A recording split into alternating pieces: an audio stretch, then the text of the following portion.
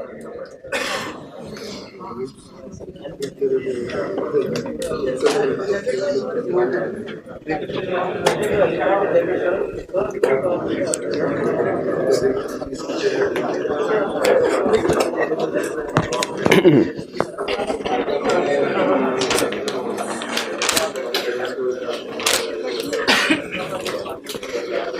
आज के लेक्चर का आगाज करते हैं। सबसे पहले असाइनमेंट डिस्कस करेंगे हम। असाइनमेंट में चैप्टर 11 वॉल्यूम 2 में से कुछ केस स्टडीज आपको दी गई थी 28 से 32, और उसके अलावा कुछ केस स्टडी स्टार्ट में थी। क्वेश्चन 2 14, 15, 12 भी थी जी। पहले क्वेश्चन 28, ये 28 से 32 छोटे छोटे क्वेश्चंस हैं जिनमें इंटरनल कंट्रोल वीकनेसेस वगैरह डिस्कस कर रहा है वो। 28 में कोई इशू हो तो पूछ लीजिए।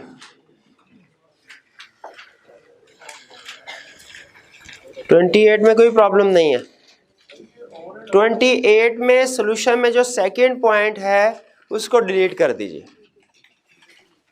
28 के सॉल्यूशन में जो सेकंड पॉइंट है उसे डिलीट कर लें, ये इररेलेवेंट है जी। इसके अलावा क्वेश्चन जी, कैश फ्लो से मुराद इम्प्रेस सिस्टम, यानी हम कुछ कैश जो है वो रखवा देते हैं ब्रांच में और उन्हें कहते हैं इससे आप अपने एक्सपेंसेस वगैरह पे कीजिए जी। और कोई क्वेश्चन? 28 ओके। 29 में कोई प्रॉब्लम? दो पार्ट्स है जी। बी पार्ट डिस्कस करते हैं या कोई क्वेश्चन पूछते? डिस्कस कर देते हैं। B, during the external audit of PayPal limited the audit senior discovered that the company does not have a formal disaster recovery plan. Formal disaster recovery plan क्या होता है कि अगर कभी कोई डिजास्टर आ जाए, आग लग जाए, जलजला आ जाए, तो फिर रिकवरी करने के लिए बैकअप प्लान वगैरह क्या है। जैसे अगर हमने कंप्यूटर सिस्टम रखे हुए हैं जिनके ऊपर हमारी ट्रांजैक्शन सारा डाटा जो है रिकॉर्ड होता है, अगर कभी वायरस आ गया तो हमारा सारा डाटा, फॉर एग्जांपल अगर वो करप्ट हो जाता है तो हम कैसे रिकवर करेंगे उसको। हाँ बिल्कुल, इसमें बैकअप वगैरह के कुछ प्रोसीजर, इंश्योरेंस भी करवा सकते हैं इंफ्रास्ट्रक्चर की, थर्ड पार्टी के साथ कुछ एग्रीमेंट करते हैं रिपेयर वगैरह के लिए, ट्रबल शूटिंग के लिए, वो डिजास्टर रिकवरी प्लान में आता है। कहता है डिजास्टर रिकवरी प्लान आपका नहीं है to enable it to recover its data processing capacity as smoothly and as quickly as possible in response to any emergency that could disable a computer system. वही बात कर रहा है कि अगर किसी इमरजेंसी सिचुएशन में कंप्यूटर डिसेबल हो जाता है तो अपने ऑपरेशन को रिकवर करने के लिए कोई रिकवरी प्लान नहीं है। List the matters to be included in auditors report to management which deal with the possible consequences and recommendation that you would make in respect of the issues outlined above। अब weakness उसने खुद बता दिया है, हमें कह रहा है कॉन्सिक्वेंसेज बताओ और रिकमेंडेशन बताओ। डिजास्टर रिकवरी प्लान नहीं है इन प्लेस, कॉन्सिक्वेंसेज क्या हो सकते हैं कि अगर डिजास्टर अगर होता है तो कंपनी इस काबिल नहीं होगी कि वो उसको रिकवर करवा सके, दोबारा ऑपरेशन कंटिन्यू कर सके। ठीक है, जैसे फर्ज कीजिए एक बैंक में हमारी जितनी भी ट्रांजैक्शन है, बैंक के पास उसका बैकअप रिकॉर्डिंग हो रही होती है।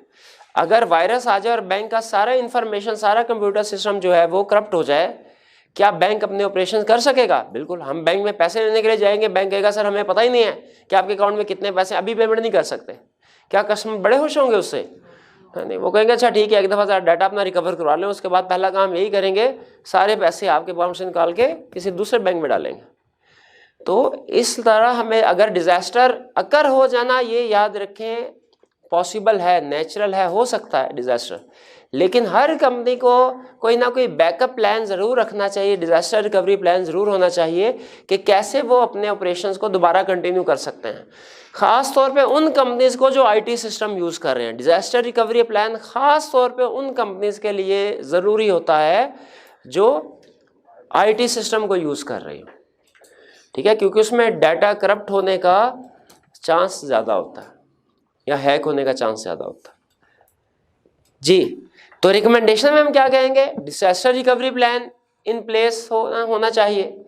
डिजास्टर रिकवरी प्लान में किस तरह की रिकमेंडेशन देंगे, डाटा का बैकअप वगैरह कर लीजिए, हार्डवेयर जो है उसकी इंश्योरेंस करवा लीजिए, ट्रबल शूटिंग के लिए थर्ड पार्टी के साथ सर्विस एग्रीमेंट कर लें कि अगर कभी प्रॉब्लम आती है वो हमें रिपेयर वगैरह करेंगे, रिकवरी करेंगे। ये हमारा डिजास्टर रिकवरी प्लान है। सर इसके सॉल्यूशन में वो staff may not be aware of their responsibilities in the event of a disaster, sir ये समझिए। जी, इसके सोल्यूशन में कौन सा पॉइंट है, पॉसिबल कॉन्सिक्वेंसेस। अगर आपका डिजास्टर रिकवरी प्लान नहीं है तो स्टाफ को बिल्कुल अंदाजा नहीं होगा अगर कभी डिजास्टर होता है तो उन लोगों ने क्या करना है। ठीक है, जैसे आपने देखा होगा बाज़ औक़ात आईटी सिस्टम से हटके एग्जांपल देता हूं, कुछ बिल्डिंग्स वगैरह जो होती हैं, प्लाजा होते हैं, उनमें एक उन्होंने इमरजेंसी एग्जिट रखा होता है पॉइंट कि अगर कभी बिजनेस अगर आग लगती है, कोई डिजास्टर आता है तो कम से कम वहां पे जो लोग रह रहे हैं वो आसानी से वहां से निकल सके। अब अगर ये डिजास्टर रिकवरी प्लान नहीं, इसी तरह फायर एक्सटिंग्विशर वगैरह भी इंस्टॉल किए गए थे आग लगने की सूरत में, अगर ये इन प्लेस नहीं किया जाता इन इश्यूज को, तो क्या हमारा जो डिजास्टर होने की सूरत में जो स्टाफ जो दूसरे लोग हैं वो डिजास्टर को मैनेज कर सकेंगे, नहीं कर सकेंगे। इसलिए कह रहा है डिजास्टर रिकवरी प्लान होना चाहिए और फिर कम्युनिकेट भी होना चाहिए रेलिवेंट लोगों को, एम्प्लॉयज को, जो वो लोग यहाँ पे रह रहे हैं, ताकि उन्हें पता हो कि अगर डिजास्टर हो तो हम लोगों ने क्या करना है। ठीक है, तो डिजास्टर रिकवरी प्लान होना भी जरूरी है और एम्प्लॉयज को कम्युनिकेट होना भी जरूरी है। जी,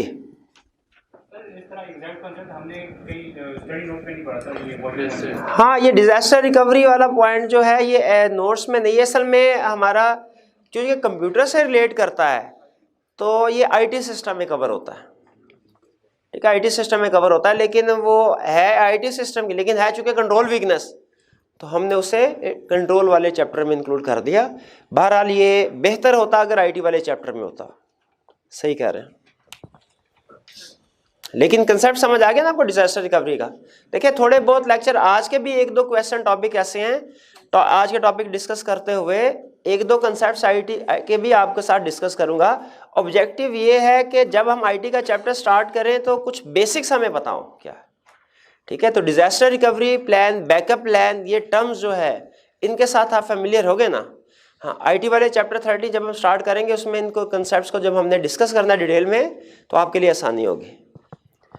और कोई क्वेश्चन?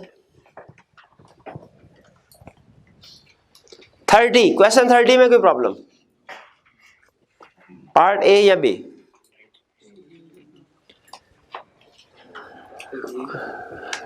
थर्टी का ए में कह रहा है during the course of external audit of P limited it was discovered that on several occasions through out the year employees had not followed company policy of obtaining quotes from 3 different suppliers prior to placing an order for property plant equipment.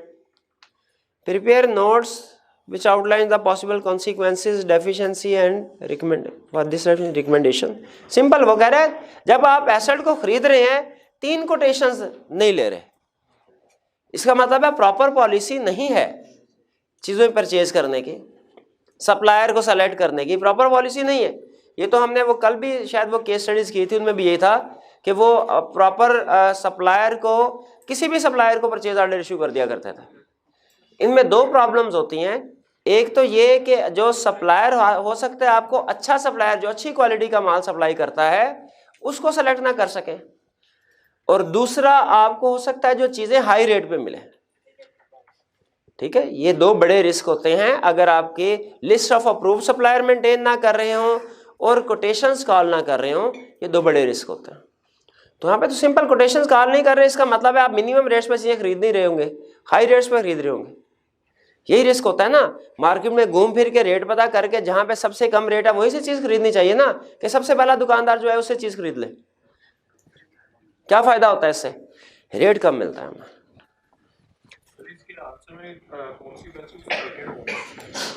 30 part A में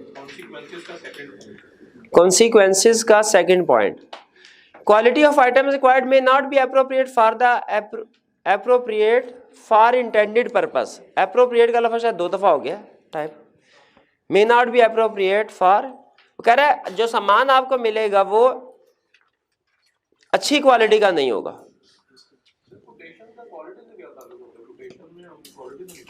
quotation में quality नहीं, rate वाला point आता है, लेकिन इसमें वो ये अज्यूम कर रहा है शायद कि जो सप्लायर्स है उसकी भी सिलेक्शन सही नहीं हो रही, लिस्ट ऑफ अप्रूव्ड सप्लायर भी मेंटेन नहीं हो रहे। ठीक है, अगर आप इसके साथ कंफर्टेबल नहीं है इसको डिलीट कर दीजिए, ज्यादा अहम रेट वाले, आपकी बात ठीक है। और कोई क्वेश्चन? रिकमेंडेशन में second, company's policy regarding purchases should be communicated to relevant employees. हाँ, वो कह रहा है भाई रेलिवेंट एम्प्लॉइज है, अपनी पॉलिसी, आपकी पॉलिसी है कि कम से कम परचेज करने से पहले 3 बंदों से कोटेशन लेनी है, तो एम्प्लॉइज क्यों नहीं ले रहे? मे भी उनको पता ही ना हो, मे भी पता हो और वो जानबूझ के नहीं कोटेशंस कॉल कर रहे, किसी सप्लायर के साथ मिले होंगे। तो कह रहे हैं आपको दोनों एंगल से सोचना है। क्या उनको पता है और इन पॉलिसीज को फॉलो करेंगे? जी, और कोई क्वेश्चन? 31 में कोई प्रॉब्लम? 31 में कोई इशू नहीं। सर इसमें रिकमेंडेशन में एक किस्म की ये जो इसके एम्प्लॉइज हैं इनको तो मास्टर फाइल एक्सेस है, रिकमेंडेशन में ये नहीं लिखेंगे कि रिस्ट्रिक्टेड एक्सेस होना चाहिए, क्योंकि अगर डिस्काउंट्स वगैरह वो दे रहे हैं तो यानी कि ऑथराइज्ड। 31 का कौन सा पार्ट है? ए पार्ट, जी बिल्कुल ए पार्ट।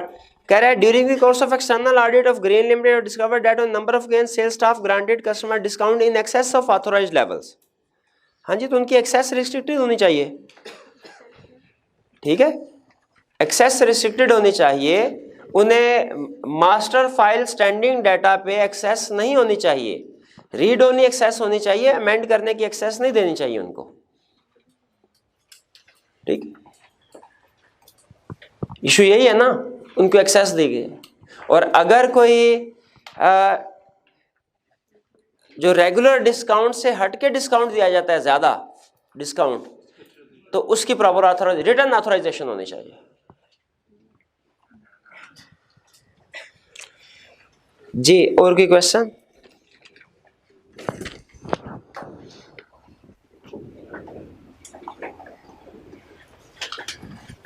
और कोई क्वेश्चन? 32 में भी कोई प्रॉब्लम नहीं। चलिए अब वापस आते हैं हम क्वेश्चन 2 की तरफ। क्वेश्चन 2 में क्या मेरे भाई आप बताइए, सेंटर वाले भाई, क्वेश्चन 2 में क्या पूछ रहा है? क्वेश्चन 2 असाइनमेंट की है?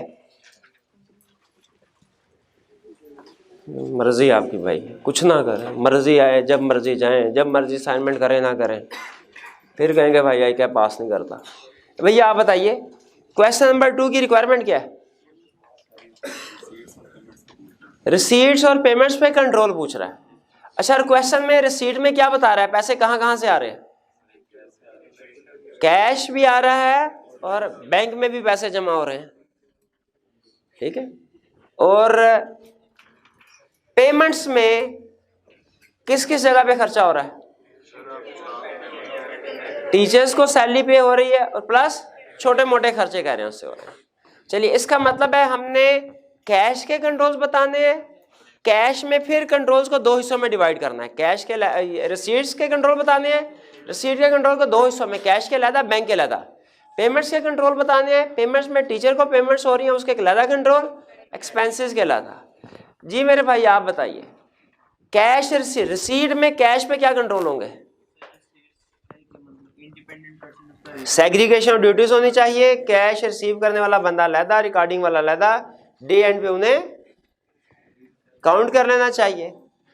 और वीकली बेसिस पे या मंथली बेसिस पे कब बैंक में पैसे जमा करवाना चाहिए? डेली बेसिस पे। ठीक है, आज का कैश आज ही जमा करवा दें या कल जमा करवा दें, ठीक है, ज्यादा डिले नहीं होना चाहिए।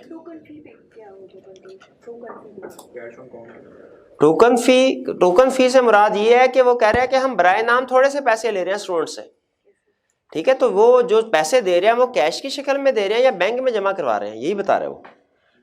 तो जब हमने कैश रिसीट्स के कंट्रोल बता दिए उसमें टोकन फीस शामिल हो गई। ठीक है, जो हमें कैश रिसीव हो रहा है वो डोनेशन से हो रहा है और स्टूडेंट से कैश रिसीव हो रहा है।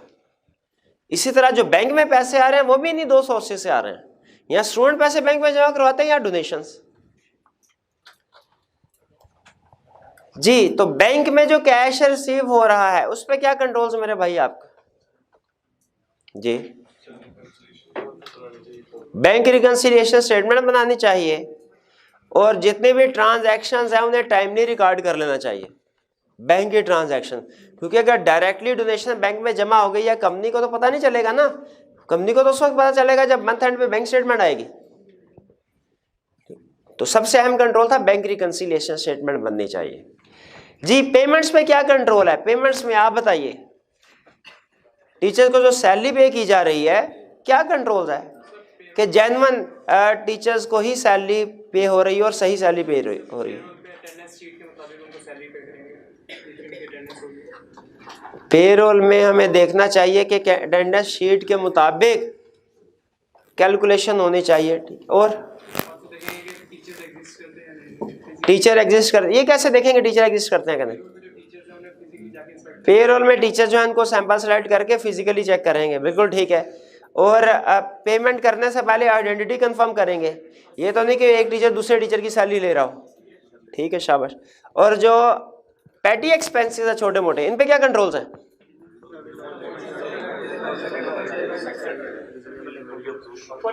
इनको देखेंगे सपोर्टिंग डॉक्यूमेंट है कि नहीं, सबसे अहम चीज।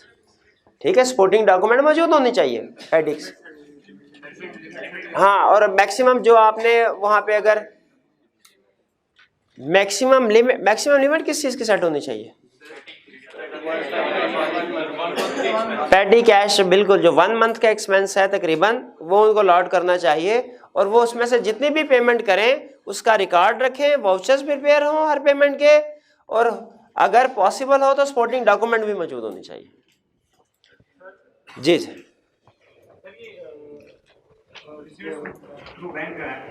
इसमें पॉइंट लिखा हुआ है student wise report of outstanding fees generated and presented to management for G G, एक कंट्रोल लिखा हुआ है स्टूडेंट वाइज रिपोर्ट जनरेट होनी चाहिए। ये क्या चीज है? देखिए, फर्ज की हमें हर स्टूडेंट से 100 रुपीज मिलने हैं। अगर 500 स्टूडेंट्स हैं तो इसका मतलब है टोटल मंथली जो डिपॉजिट होना चाहिए स्टूडेंट से वो 50,000 है। अब हमारा रिस्क ये होता है कि कहीं मैनेजमेंट स्टूडेंट से कैश रिसीव करके अपने पास तो नहीं रख रही, अपनी जेब में तो नहीं रख रही, स्टूडेंट से कैश रिसीव करके।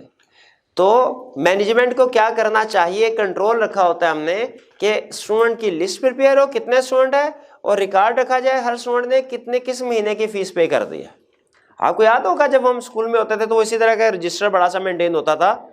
मुझे याद है वो हमारे वो टीचर के पास हुआ करता, उसमें स्टूडेंट्स के नाम होते थे, आगे कोई 12, 15, 20, 24 महीने लिखे होते थे और हर एक के आगे लिखा होता फीस रिसीव कितनी हुई है।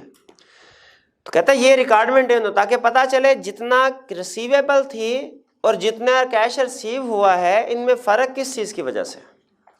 जिस तरह हमारा कंट्रोल होता है ना, जितनी सैलरी पेएबल थी और जितनी पे की, इनमें डिफरेंस का रिकॉर्ड रखते हैं हम।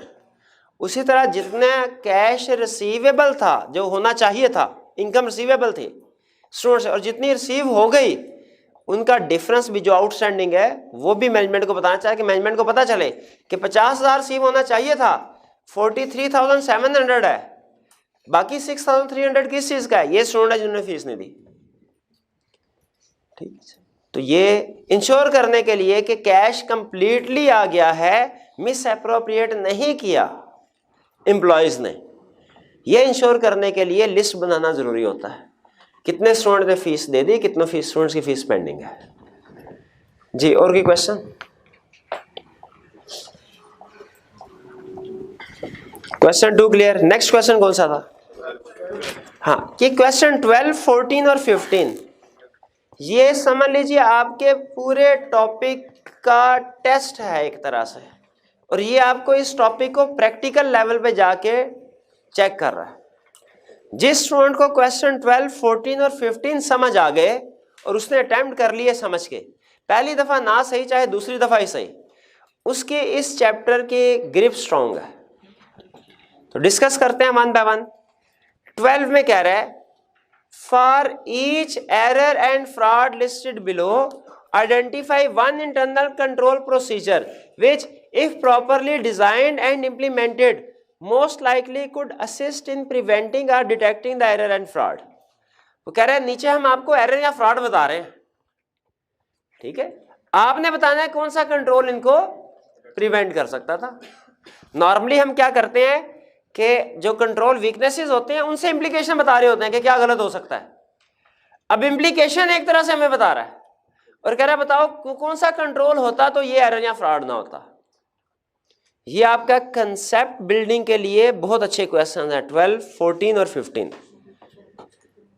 पहला पढ़ते हैं, कह रहा है invoices for goods sold are posted to incorrect customers account, के इनवॉइसेस प्रिपेयर की, ठीक है, लेकिन गलत कस्टमर के अकाउंट में ट्रांसफर कर दी, ए की बजाय बी के अकाउंट में ट्रांसफर कर दी। बताइए क्या कंट्रोल होना चाहिए इस तरह की गलतियों को प्रिवेंट, डिटेक्ट या करेक्ट करने के लिए? अकाउंट स्टेटमेंट सेंड करनी चाहिए, ठीक है। जो गलत कस्टमर के अकाउंट में बैलेंस है तो वो रिपोर्ट कर देगा जी।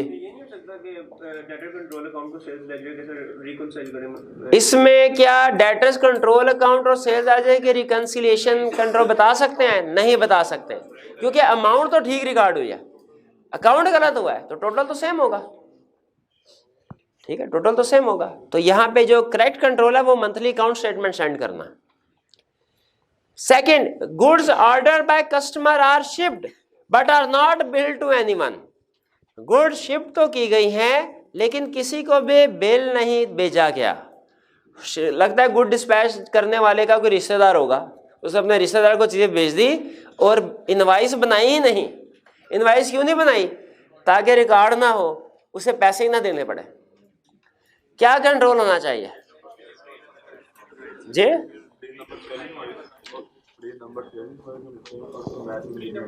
जितने भी गुड्स डिस्पैच नोट हैं उनको प्री नंबर। अच्छा क्या क्या रहा है? गुड डिस्पैच नोट नहीं बना के इनवाइस नहीं बनी, हाँ बिल, हाँ इनवाइस नहीं बनी, यानी गुड डिस्पैच नोट बन गया, इनवाइस नहीं बनी। कंट्रोल क्या है कि goods dispatch note sequentially pre numbered होने चाहिए और सेल इनवाइसेस के साथ उसे कंपेयर करना चाहिए।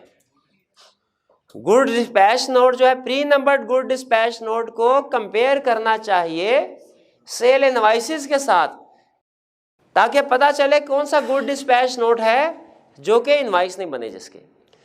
प्रैक्टिकली हर सेल्स ऑर्डर और परचेज ऑर्डर की एक फाइल बनती है अलग से, उस फाइल में लिखा होता है, जैसे फॉर एग्जांपल परचेज ऑर्डर है या सेल्स ऑर्डर है, सेल्स की एग्जांपल ले रहे हैं, सेल्स ऑर्डर है उसमें लिखा होगा कि ये हमने ऑर्डर किया, फिर उसके बाद ये कस्टमर के साथ एग्री हुआ, उसके बाद हमने इस सेल्स ऑर्डर के अगेंस्ट में कब कब चीजें डिस्पैच की, 1 2 3 4 5 जितने भी डिस्पैच किए, सारा गुड डिस्पैच नोट का नंबर आ रहा होता है और हर गुड डिस्पैच नोट के आगे सेल इनवाइस का नंबर आ रहा होता है जो बनाई गई।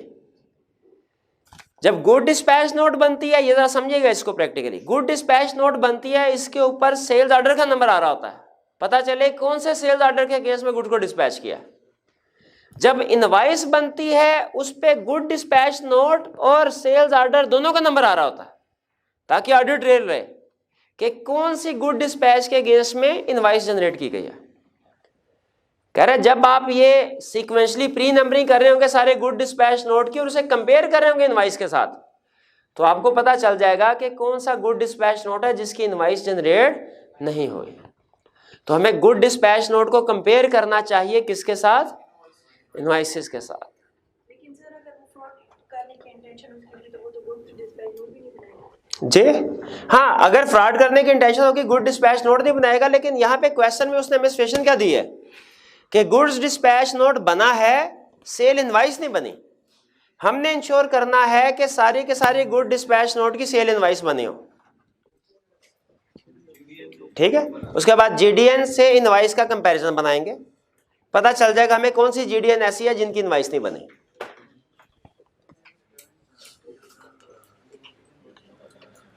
एज ऑडिटर हम इसका टेस्ट ऑफ कंट्रोल क्या करेंगे? एज ऑडिटर GDN का सैंपल सेलेक्ट करेंगे और देखेंगे रिलेटेड सेल इनवाइस प्रिपेयर हुई कि नहीं। GDN का सैंपल सेलेक्ट करके देखेंगे उसकी इनवाइस बनी कि नहीं बनी जी। Next third, invoices are sent for shipped goods but are not recorded in the sales journal. कह रहे जो चीजें डिस्पैच की उनकी इनवाइसेस भी बनी है, इनवाइसेस सेंड भी की है, सेल जर्नल में रिकॉर्ड नहीं हुई। कैसा हो सकता है कि कुछ इनवाइस आपने प्रिपेयर की हो, कस्टमर को सेंड भी की हो, लेकिन सेल्स जर्नल में रिकॉर्ड नहीं हुई, हो सकता है। तो क्या कंट्रोल होना चाहिए इसका? कंट्रोल सुन लीजिए, आप लोग एडमिशन फॉर्म आजकल जमा करवा रहे होंगे कॉलेज को।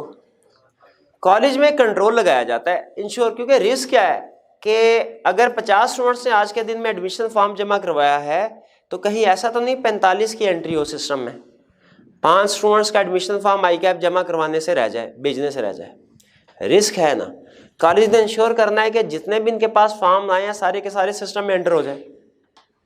इंश्योर रिस्क क्या है कि हो सकता है कुछ फॉर्म एंटर होने से रह जाए, या दूसरे लफ्जों में ये भी रिस्क हो सकता है कि 50 फॉर्म में 45 ना रिकॉर्ड हो जाए, कहीं ये भी रिस्क है 55 ना रिकॉर्ड हो जाए, ओवर स्टेटमेंट अंडर स्टेटमेंट दोनों। लेकिन ज्यादा रिस्क होता है कि कहीं कम ना हो जाए, जैसा कि उसने इस केस में कहा।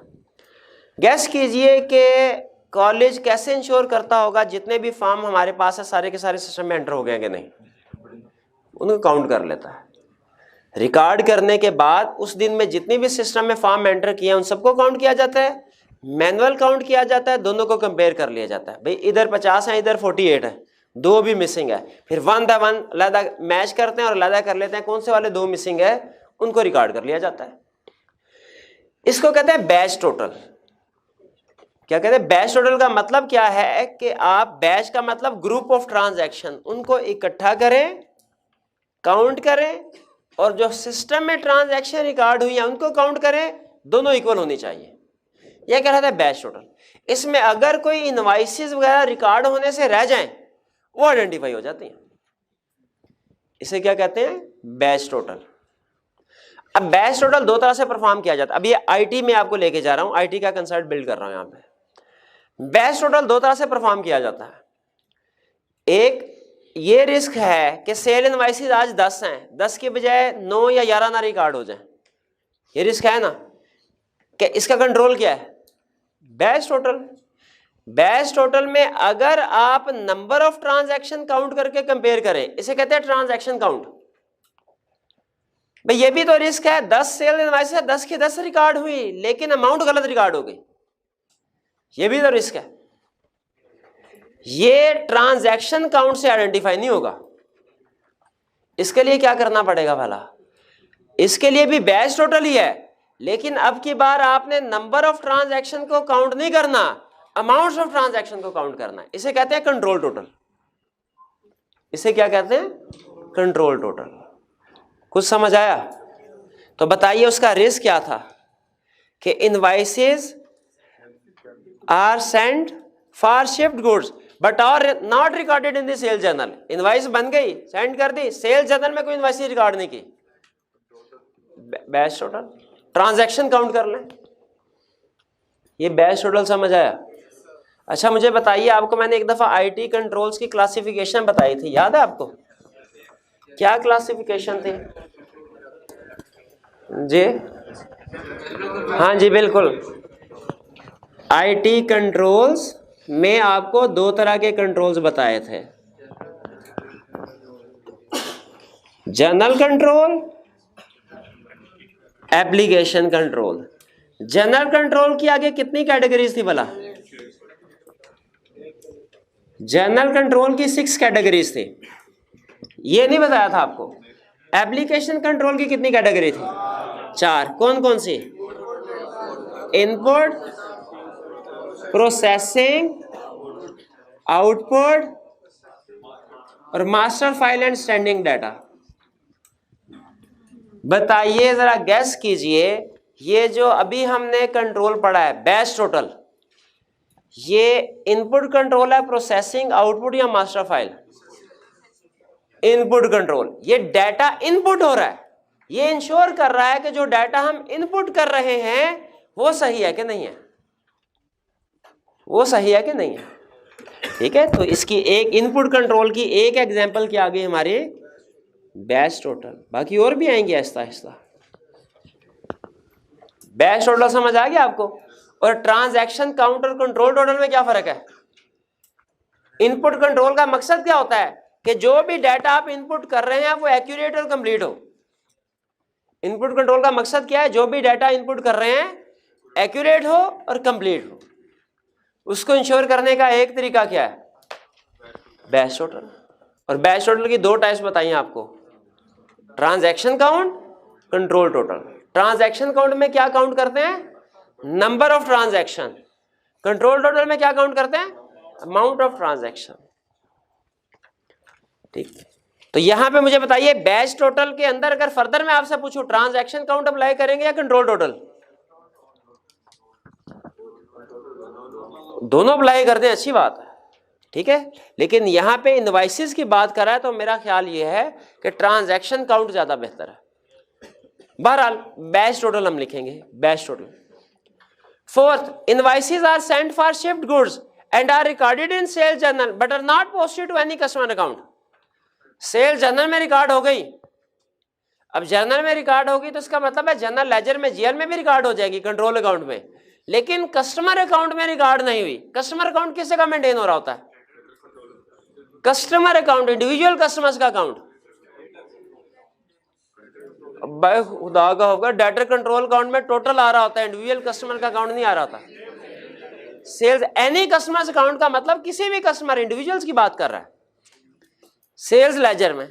अब क्या कंट्रोल होगा जो ये एरर आइडेंटिफाई करेगा? रिकंसिलिएशन होगी यहां पे, क्योंकि कंट्रोल अकाउंट में एंट्री पड़ गई वो तो जनरल का टोटल जाता है और सब्सिडी लेजर में ट्रांजैक्शन रिकॉर्ड नहीं हुई। जी next, fifth, credit sales are made to individual with unsatisfactory rating. भाई जो ये कंट्रोल नहीं बता सकता ना उसे ऑडिट की क्लास में बैठने का हक नहीं है। जाए, बिल्कुल जाए, शाबाश, फौरन जाए। रिस्क ऑफ कंट्रोल बताइए।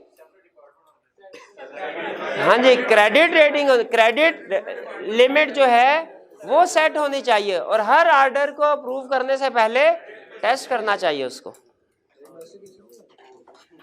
वो क्रेडिट लिमिट सेट करते हुए इन्वेस्टिगेशन होगी ना। 6 को काट दीजिए, 6 हमने नहीं करना। 7, customer cheques are misappropriated before being forwarded to the cashier for deposit. आपको याद है वो मेल क्लर्क जो हमारा कैश रिसीविंग में पड़ा था, मेल क्लर्क, उसके बाद जो चेक आते हैं अगर ओपन चेक है तो वो उसको मिस अप्रोप्रिएट कर लेता है। कंट्रोल्स बताइए।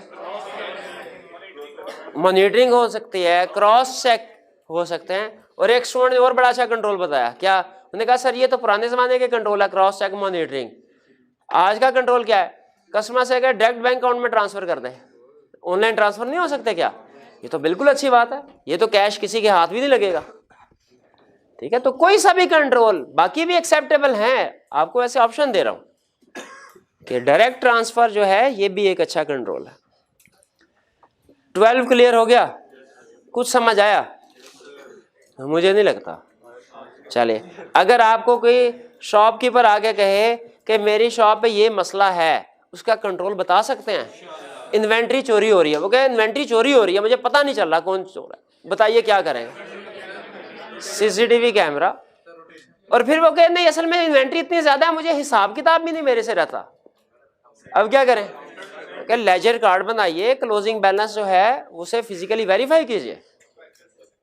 बिल्कुल ठीक। 14 में आइए, describe a conventional internal control technique that could be applied to deter or discourage actual occurrence of each of the following types of counting error or irregularities.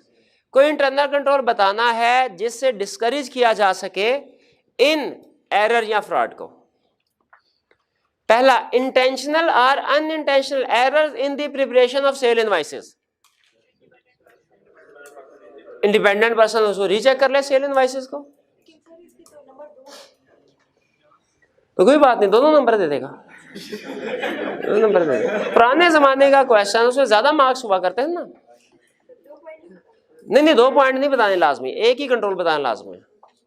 उसने ऊपर लिखा तो डिस्क्राइब ए को अंडरलाइन कीजिए। क्वेश्चन को सही तरह नहीं पढ़ते आप लोग। एक पूछा हुआ उसने, एक ही पूछा हुआ है ना, उसे पता है एक भी हम नहीं बता सकेंगे, वो 2 से क्यों मारेगा हमें, वो एक से हमने मर जाना। ए इंटेंशनल, अच्छा ये हो गया।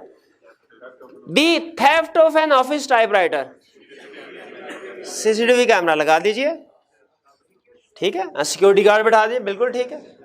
वो नॉर्मली कंपनी में ये कंट्रोल होता है, उन्होंने जो गेट पे सिक्योरिटी गार्ड बैठा होता है उसे कहा होता है कि अगर अंदर से कोई भी सामान बाहर जाए ना तो आपने उसका एक पास हम अप्रूवल जरूर देखनी है कि क्या किसी अथॉरिटी ने उसे असाइन करके अप्रूव किया कि इस चीज को बाहर ले जाए। वो भी लिख सकते, सिक्योरिटी गार्ड भी करेक्ट ऑप्शन है, सीसीटीवी कैमरा भी correct. C unintentional duplicate payment of bills, मां कर दे, बिल्कुल पेड, बिल्कुल। डी जिसे हमने कैंसिलेशन ऑफ डॉक्यूमेंट्स का नाम भी दिया था। D unintentional payment for items build but not received from supplier, चीजें रिसीव ही नहीं हुई, बिल आ गया, क्या कंट्रोल है कि ये बिल रिगार्ड ना हो। हर इनवाइस को जीआरएन के साथ कंपेयर करना चाहिए। कल हमने केस स्टडी भी इसी तरह की थी एक, जिसमें वो डायरेक्टर फाइनेंस था, वो सपोर्टिंग डॉक्यूमेंट देखे बगैर वो पेमेंट कर रहा था। हमने कहा भैया ये सपोर्टिंग डॉक्यूमेंट के बगैर पेमेंट कर रहे हैं आप, हो सकता है चीजें रिसीव ही ना हुई हो सकता है रिसीव हुई लेकिन गलत इनवाइस प्रिपेयर हुई है, अमाउंट गलत है, तो उसे सपोर्टिंग डॉक्यूमेंट्स को देखना चाहिए, कैंसिल करना चाहिए। So unintentional payment for items billed but not received from supplier, क्या कंट्रोल होगा कि purchase in supplier invoice should be compared with GRN. Payroll, ये जरा देखिएगा क्या फ्रॉड है, कह रहा है payroll fraud committed by foreman, foreman यानी सुपरवाइजर। फोरमैन ने फ्रॉड किया, कैसे? Foreman punches time card for farmer employees, जो एम्प्लॉइज छोड़ के चले गए उनका टाइम कार्ड भी प्रिपेयर करता रहा है। सुपरवाइजर क्या करता रहा है, कुछ एम्प्लॉइज छोड़ के चले गए, उनका टाइम कार्ड प्रिपेयर करता रहा है और फिर पेरोल डिपार्टमेंट को भिजवा दिया। Payroll foreman receives former employees cheques, deliver cheques to former employees and splits the take with them, वो इन चेक को दे देता है फार्मर एम्प्लॉइज को और उनके अकाउंट में पैसे आ जाते हैं, वो फिर 50-50 कर लेते हैं। जी बताइए, कोई कंट्रोल बताइए, मॉनिटरिंग किस चीज की होनी चाहिए? कार्ड को पंच कर रहा है वो नहीं, तो वो तो कार्ड को, वो तो सारे एम्प्लॉय के कार्ड को प्रिपेयर कर रहा होगा, पंच कर रहा होगा।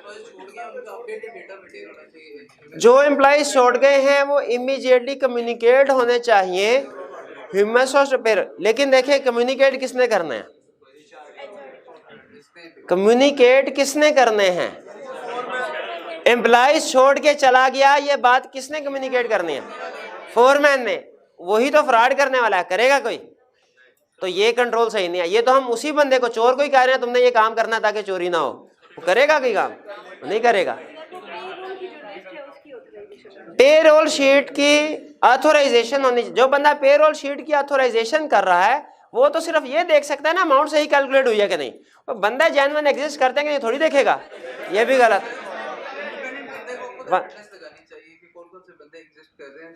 इंडिपेंडेंट बंदे को अटेंडेंस लगानी चाहिए, कौन कौन से एम्प्लॉय, तो फोरमैन इसी काम के लिए तो रखा है, तो फोरमैन सुपरवाइजर इसी काम के लिए तो रखा है। सेग्रीगेशन ड्यूटीज किस में? नहीं, ये जनरल बता रहे हैं, सिंपल। फिंगरप्रिंट से अटेंडेंस मार्क होनी चाहिए। बायोमेट्रिक सिस्टम ये एक अच्छा कंट्रोल है, लेकिन एक और भी अच्छा इजी वाला कंट्रोल भूल रहे हैं आप, मुझे ये समझ नहीं आया। बायोमेट्रिक सिस्टम जो है ये भी अच्छा है।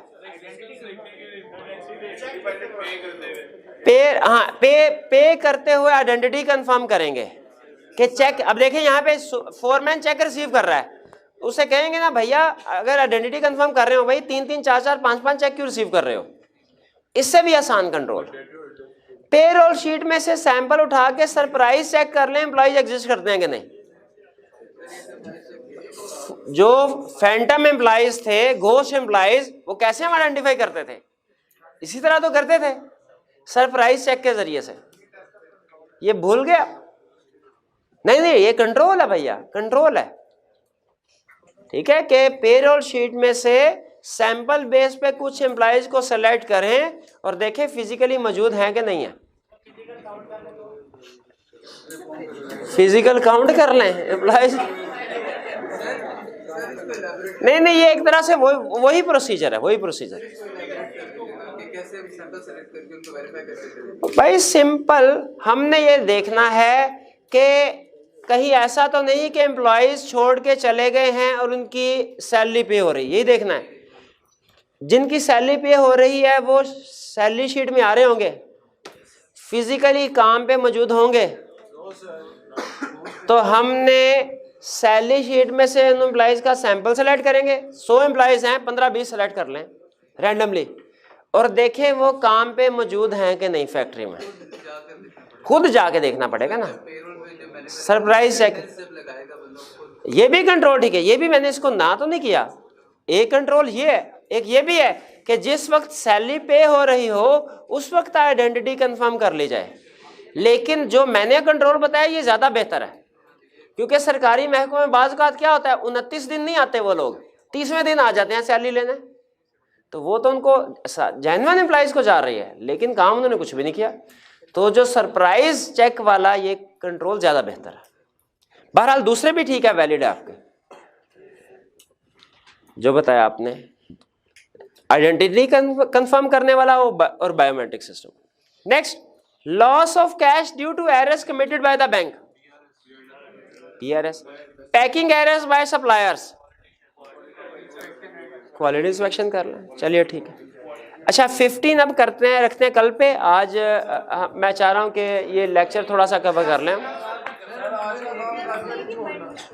आज का काम कल पे नहीं, शाबाश। इसीलिए मैं आपके लिए असाइनमेंट लेके आया हूँ।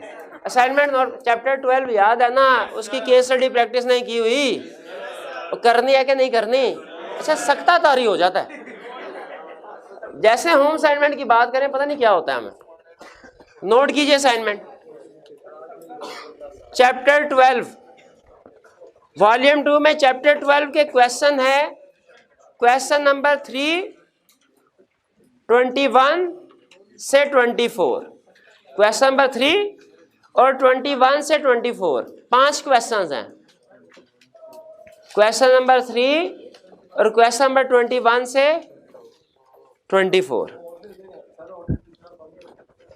चलिए, तो अब हमने कल करना है एक इंटरनल कंट्रोल वाला क्वेश्चन, लास्ट हमारा रह गया है। और आज क्योंकि मैं चाह रहा हूं कि हम लेक्चर जो है उसको इंश्योर कर लें कि हमारा विद इन टाइम कंप्लीट हो जाए। जी, तरतीब के लिहाज से हमारा चैप्टर नेक्स्ट तो पढ़ना चाहिए था हमें, चैप्टर 13 IIT वाला, लेकिन वो हमारा डिसाइड हुआ था कि असेसमेंट 2 के बाद पढ़ेंगे हम, ताकि तब तक आपके पास बर्डन भी ज़्यादा ना हो आपके ऊपर स्टडीज़ का, और रिवीजन भी आप साथ साथ कर सकें। तो अब आज हम चैप्टर स्टार्ट करने जा रहे हैं, चैप्टर 15, जो कि है एनालिटिकल प्रोसीजर्स।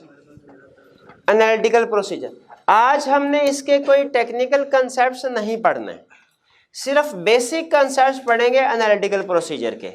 4 चीज़ें, एक डेफिनेशन पढ़ेंगे एनालिटिकल प्रोसीजर के, एग्जाम्पल्स पढ़ेंगे, यूजेस क्या हैं और लिमिटेशन। 4 चीज़ें एनालिटिकल प्रोसीजर में। आज के लेक्चर में कितनी चीज़ें हमने पढ़नी है?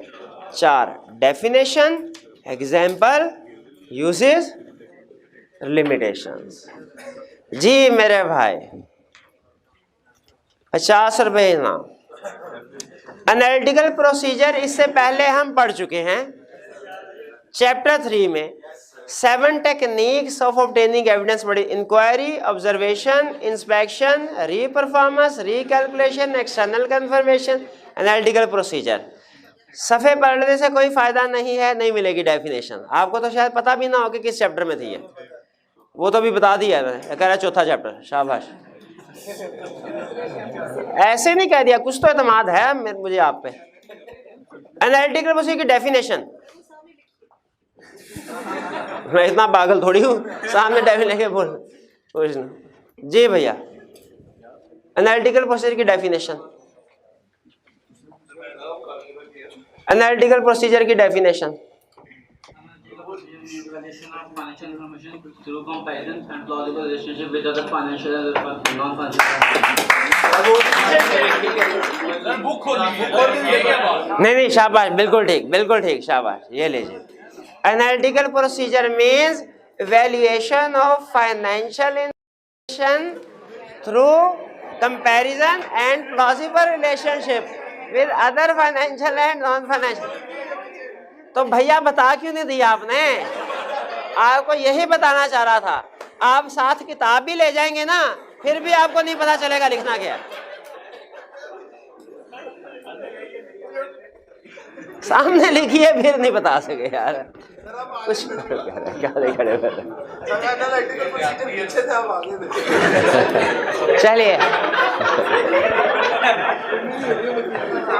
एनालिटिकल प्रोसीजर सुन ले भाई। अच्छा, डेफिनेशन हमने पढ़ी थी, आज हम उस कंसेप्ट को डिटेल में डिस्कस करने जा रहे हैं। अटेंटिव होके सुनिए।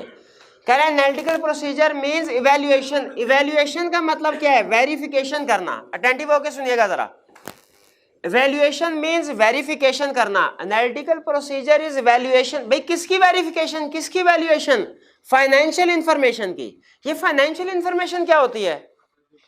हर वो इंफॉर्मेशन जो फाइनेंशियल स्टेटमेंट्स में अपीयर हो रही हो उसे फाइनेंशियल इंफॉर्मेशन कहते हैं। जैसे debtors, purchases, sales, creditors, depreciation, repair expense, rent expense, fix assets, ये सारी इंफॉर्मेशन फिगर फाइनेंशियल स्टेटमेंट्स में अपीयर हो रही होती हैं। इसे कहते हैं फाइनेंशियल इंफॉर्मेशन। तो नॉन फाइनेंशियल इंफॉर्मेशन क्या होती है? भाई वो इंफॉर्मेशन जो फाइनेंशियल स्टेटमेंट का हिस्सा नहीं होती, फाइनेंशियल स्टेटमेंट्स में अपीयर नहीं हो रही होती, वो इनकम स्टेटमेंट बैलेंस शीट में नहीं आ रही होती। जैसे नंबर ऑफ एम्प्लॉइज, जैसे नंबर ऑफ यूनिट्स सोल्ड। ठीक है, ये normally income statement balance sheet में इंफॉर्मेशन नहीं आ रही होती। इसे क्या कहते हैं? Non financial information. तो एनालिटिकल प्रोसीजर में हम किस चीज को वेरीफाई कर रहे हैं? फाइनेंशियल इंफॉर्मेशन को या non financial? Financial. Analytical procedure means valuation of financial information.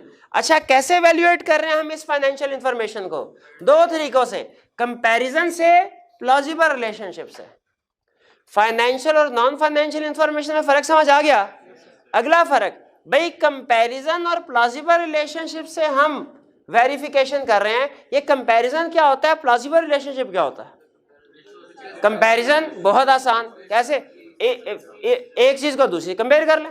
इस साल की इनकम स्टेटमेंट को कंपेयर कर लें। भाई किसके साथ कंपेयर किया जा सकता है? पिछले साल के साथ कंपेयर कर लें। और किसके साथ कर सकते हैं? इंडस्ट्री के साथ। इंडस्ट्री में चाहे तो एक कंपेटिटर के साथ कंपेयर कर लें, चाहे तो सारी की सारी इंडस्ट्री की एवरेज यूज कर लें। और किसके साथ कंपेयर कर सकते हैं? बजट के साथ। और किसके साथ? Comparable parts of same entity. ये comparable parts of same entity क्या है? Within the company. जैसे हम अगर फॉर एग्जांपल गवर्नमेंट के ऑडिटर हैं, उसके डिफरेंट आउटलेट्स हैं, बेकरी शॉप्स हैं, बाकी की सारी बेकरी शॉप्स में उनमें जीपी रेशियो 20% है। दो शॉप्स ऐसी है जिनमें जीपी रेशियो 15% है, 15%। जी बताइए, कंपेयर करके अंदाजा लगा सकते हैं इधर कोई गड़बड़ चल रही है? बिल्कुल। इसी तरह डिफरेंट जो पेट्रोल पंप्स हैं शेल के, तो हम उनका भी कंपैरिजन कर सकते हैं जीपी रेशियो के जरिए से। तो अगर ब्रांचेस हैं किसी क्लाइंट की, एक ब्रांच की परफॉर्मेंस क्या है इसको कंपेयर किया जा सकता है दूसरी ब्रांच की परफॉर्मेंस के साथ, दूसरे कंपोनेंट। ये है कंपेयर करना with comparable parts of the same entity. तो कंपैरिजन क्या है ये समझ आ गया? कंपैरिजन क्या है समझ आया? प्लॉजिबल रिलेशनशिप समझ नहीं आया होगा? प्लॉजिबल रिलेशनशिप क्या होता है? आप स्टैट में पढ़ते हैं कोरिलेशन। कोरिलेशन का मतलब क्या है? एक चीज का दूसरी चीज के साथ रिलेशनशिप, दोनों चीजें जो है वो इकट्ठे मूव होते हैं।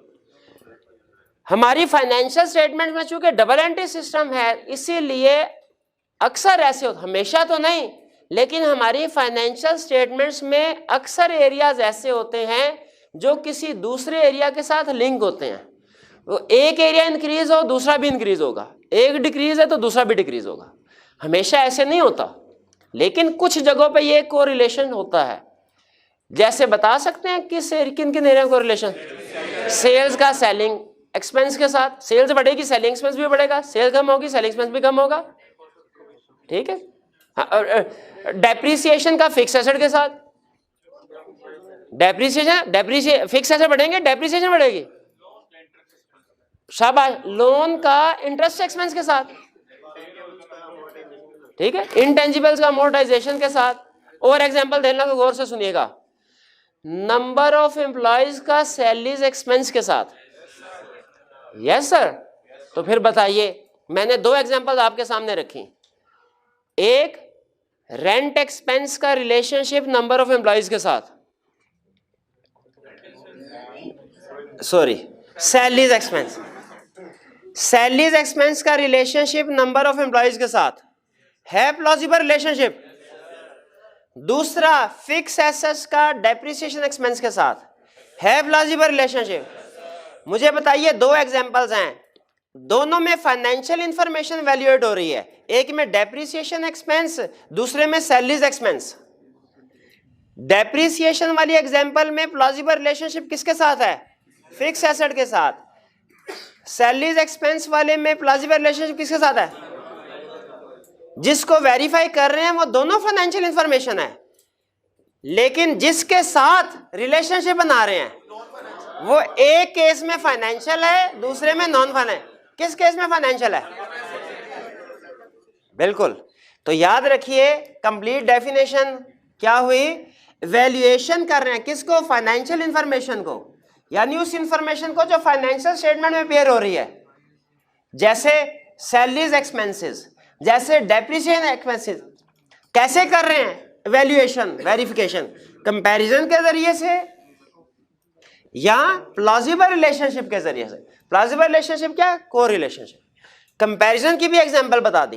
क्या कंपेयर किया जा सकता है? प्रायर पीरियड के साथ कंपेयर किया जा सकता है, इंडस्ट्री के साथ, बजट के साथ, comparable parts of the same entity के साथ। प्लॉजिबल रिलेशनशिप की भी एग्जांपल बता दी कि जो प्लॉजिबल रिलेशनशिप बनता है ये या तो किसी दूसरी ही फाइनेंशियल इंफॉर्मेशन के साथ बन सकता है या किसी दूसरी नॉन फाइनेंशियल इंफॉर्मेशन के साथ भी बन सकता है, ठीक है। दूसरे, जैसे हमारे डेप्रिसिएशन और फिक्स एसेट का प्लॉजिबल रिलेशनशिप था, इसमें वैल्यूएशन हो रही है फाइनेंशियल इंफॉर्मेशन की। कैसे? Through plausible relationship with other financial information के साथ, डेप्रिसिएशन टू फिक्स एसेट वाले में। और जब हमने salaries expense to number of employees link बनाया, इसमें भी वैल्यूएशन हो रही है फाइनेंशियल इंफॉर्मेशन की, सैलरीज एक्सपेंस की। किसके साथ? With plausible relationship with other non financial information के साथ, नंबर ऑफ एम्प्लॉयज के साथ। डेफिनेशन समझ आई? अभी कंप्लीट नहीं, आखिरी बात, जब आप ये कंपैरिजन या प्लॉजिबल रिलेशनशिप कर रहे होंगे, कुछ ना कुछ फर्क आएगा। इस साल की सेल्स को पिछले साल की सेल्स के साथ कंपेयर किया, 20% ज्यादा है। क्या हमारा एनालिटिकल प्रोसीजर यहाँ खत्म हो गया? क्या हमें इन्वेस्टिगेट करना चाहिए, इंक्वायरी करनी चाहिए मैनेजमेंट से कि ये सेल्स क्यों बढ़ी? कह रहा है ये नॉर्मली अगर मैनेजमेंट से कोई सवाल पूछे ना, वो इंक्वायरी कहलाता है नॉर्मली। लेकिन अगर एनालिटिकल प्रोसीजर परफॉर्म करें और फर्क आ जाए और उसको इन्वेस्टिगेट करें, उसको इंक्वायर करें, उसको हम इंक्वायरी नहीं करेंगे, वो एनालिटिकल प्रोसीजर का ही हिस्सा समझा जाएगा। एनालिटिकल प्रोसीजर का ही हिस्सा समझे। तो एनालिटिकल प्रोसीजर क्या है? Valuation of financial information. कैसे? Through comparison, plausible relationship. देखिए एनालिटिकल की डेफिनेशन सामने अपने रखे, समझ आई डेफिनेशन? मुझे बताइए, क्या यहाँ पे ये कह रहा है एनालिटिकल प्रोसीजर में कि analytical procedure mean selecting a sample of transaction? तो इसका मतलब है एनालिटिकल प्रोसीजर में सैंपल सेलेक्ट नहीं होते। क्या इसमें ये कह रहा है कि सपोर्टिंग डॉक्यूमेंट्स को इंस्पेक्ट करना? Analytical procedure includes inspection of supporting documents? नहीं, इसका मतलब है एनालिटिकल प्रोसीजर में इंस्पेक्शन ऑफ सपोर्टिंग डॉक्यूमेंट्स भी नहीं होते। इसमें ओवरऑल फाइनेंशियल स्टेटमेंट लेवल पे हम खेल रहे होते हैं। एक एरिया को दूसरे एरिया के साथ लिंक बनाया, बन गया लिंक तो ठीक है, वेरीफाई हो गया। क्लियर हुआ? एनालिटिकल प्रोसीजर, डेफिनेशन समझ आई, डेफिनेशन के साथ ही लिंक करके एग्जांपल्स भी बता दी, कंपैरिजन की भी। फाइनेंशियल नॉन फाइनेंशियल इंफॉर्मेशन में फर्क समझ आया? कंपैरिजन, प्लॉजिबल, खासतौर पे प्लॉजिबल रिलेशनशिप समझ आ गया आपको? चलिए आगे चलते हैं। यूज एनालिटिकल प्रोसीजर इस्तेमाल कहाँ होगा? नहीं ये नहीं पूछ, ये तो मुझे पता ही है। अब इतना पागल नहीं हुए एक दफा क्वेश्चन पूछ लिया, सामने लिखा हुआ था, दोबारा वो पूछूं इस तरह नहीं। लेकिन मिलता जुलता क्वेश्चन पूछा था हमने किसी एक चैप्टर में, मटीरियलिटी का। शाबाश, मटीरियलिटी के यूजेस बताइए। कौन बताएगा मटीरियलिटी के यूजेस? हाँ पूरी क्लास देख लें, एक स्टूडेंट नहीं है जिसको पता हो। और फिर क्या कहते हैं, आई कैप पास नहीं करता है। आई कैप क्यों पास करे?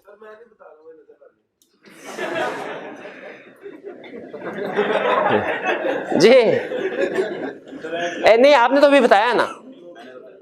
अच्छा वो बिजनेस ने बताया जी। At planning and performance stage and at reporting stage. भैया आगे ये भी बताइए किस मकसद के लिए इस्तेमाल होते हैं? प्लानिंग में किस लिए? प्लानिंग एंड परफॉर्मेंस में, प्लानिंग में nature, timing and extent of audit procedure determine करने के लिए, risk of material misstatement assess करने के लिए। नहीं नहीं, अच्छा चले आगे चले। रिपोर्टिंग बहुत कोई नहीं बोलेगा, अगर कोई बोला तो क्वेश्चन कैंसिल है। रिपोर्टिंग में बता दीजिए। नहीं बस, हालांकि रिपोर्टिंग का सबसे आसान था। और भाई रिपोर्टिंग ओपिनियन देने के लिए, इन्फॉर्मिंग ओपिनियन। जब हम ओपिनियन देने लगते हैं क्या चीज देखते हैं कि मिस स्टेटमेंट या स्कोप लिमिटेशन मटेरियल है कि नहीं है, ये देखते हैं कि नहीं? तो सिंपल क्वेश्चन था। नहीं हाँ, बहुत पुराना मकसद सिर्फ यही था भैया, आप जो मर्जी कर लें, जब तक पढ़ेंगे नहीं ना पास नहीं होने लगे आप। ये सिंपल क्वेश्चन है जिनका आपसे आंसर पूछ रहा हूँ। फिर कहते हैं आप क्या पेपर बड़ा अच्छा हुआ था, पता नहीं पास। तो उसी तरह एनालिटिकल प्रोसीजर के भी यूजेस क्या हैं? 3।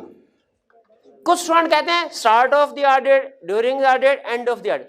कंसेप्ट समझने के लिए तो चलें इस तरह याद कर ले, लेकिन एग्जाम में हमने टेक्निकल वर्ड यूज करने हैं।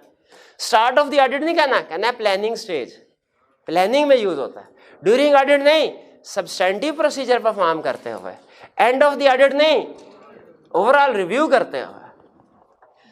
तो एनालिटिकल प्रोसीजर कब कब परफॉर्म होते हैं?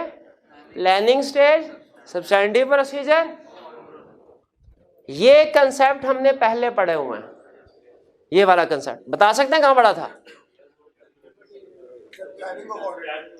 नहीं, प्लानिंग ऑफ ऑडिट में नहीं, मटीरियलिटी में भी नहीं।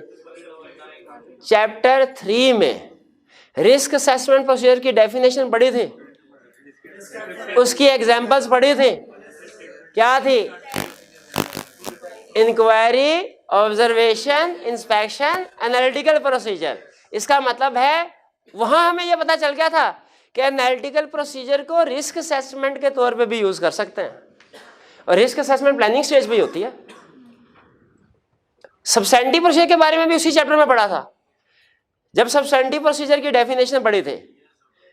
एग्जाम्पल थी 2, कौन कौन सी? टेस्ट ऑफ डिटेल और एनालिटिकल। इसका मतलब है एनालिटिकल प्रोसीजर को सब्सटेंटिव प्रोसीजर के तौर पे भी परफॉर्म किया जा सकता है। ये चैप्टर 3 में ही पढ़ चुके हैं, लेकिन चूंकि भूल चुके हैं हम, इसलिए दोबारा यहाँ पे डिस्कस कर लिया कि एनालिटिकल प्रोसीजर को 3 फेजेस पे, 3 स्टेजेस पे यूज कर सकते हैं। कब? प्लानिंग स्टेज पे, सब्सटेंटिव प्रोसीजर के तौर पे, ओवरऑल रिव्यू पे, एंड पे करते हो। प्लानिंग स्टेज पे किस लिए? रिस्क असेसमेंट करने के लिए। सब्सटेंटिव प्रोसीजर के तौर पे भी एनालिटिकल परफॉर्म कर सकते हैं, वो किस लिए? फाइनेंशियल स्टेटमेंट में मिस स्टेटमेंट डिटेक्ट करने के लिए। याद है? Preliminary analytical procedure, final analytical procedure. कोई नहीं याद टर्म? हाँ, ये कहाँ पढ़ी थी term? Preliminary analytical procedure, final analytical. ये प्रिलिमिनरी एनालिटिकल प्रोसीजर है, ये फाइनल एनालिटिकल प्रोसीजर है। ठीक है।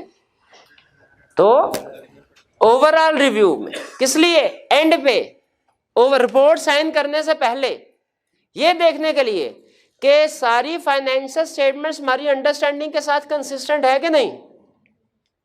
फर्क रखिएगा, वही काम सब्सटेंटिव प्रोसीजर के नेचर तो डिफरेंट है, लेकिन प्लानिंग स्टेज पे जो एनालिटिकल प्रोसीजर परफॉर्म करते हैं ना रेशोज वगैरह के जरिए, और ओवरऑल रिव्यू में ये प्रोसीजर तकरीबन एक जैसे हैं, मकसद फर्क है।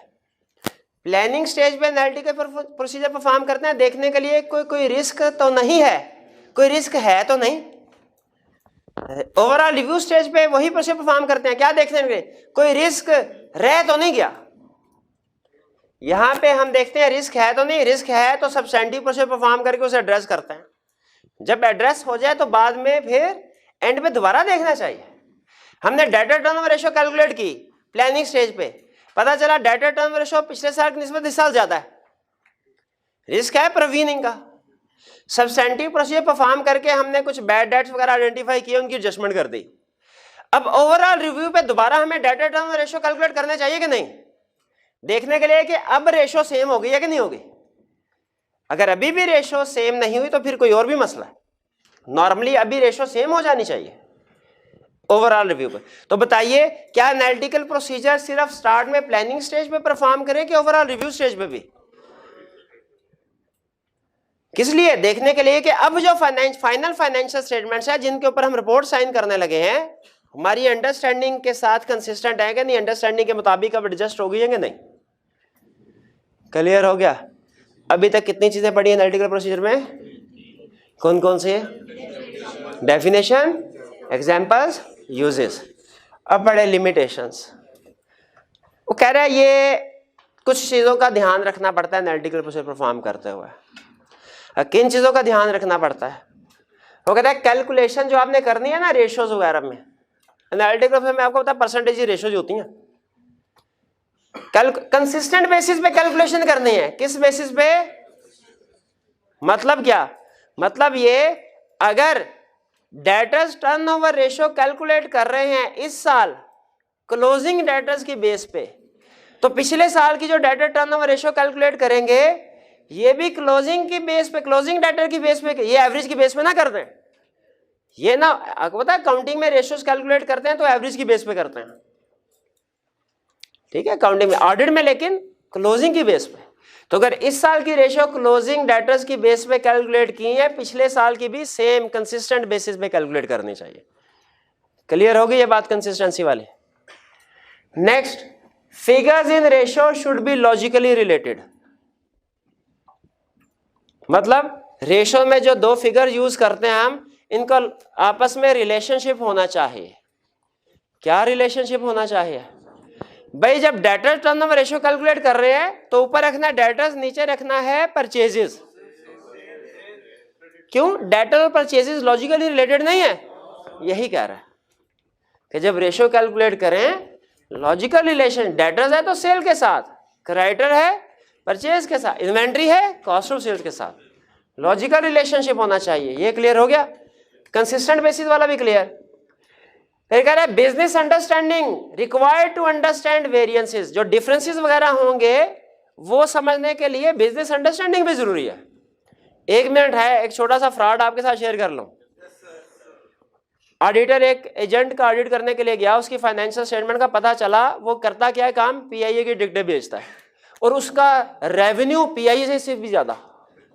ऑडिटर ने कहा ये क्या चक्कर है? उसने कहा सर बैठ जाए अभी समझाता हूँ क्या चक्कर है।